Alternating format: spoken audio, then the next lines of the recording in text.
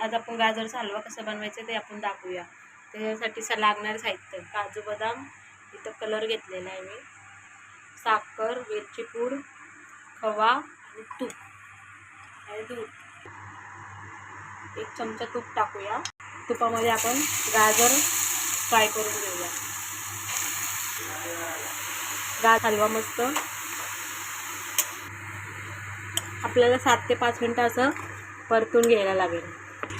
5 ते 7 मिनिटं आपण तुपावरती भाजून घेतलं आहे। आता आपण याच्यामध्ये दूध टाकून घेऊया।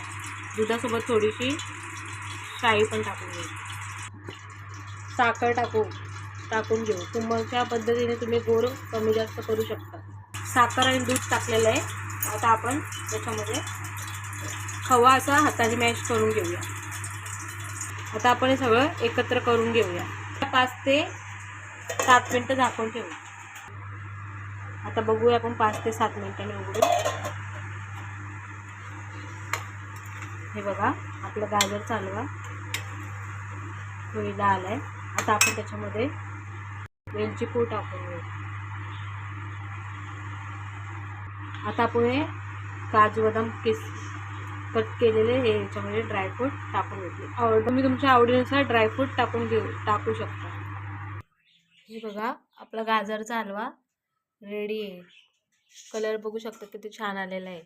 तुम्हाला आवडला असेल तर व्हिडिओ लाईक आणि शेअर करा।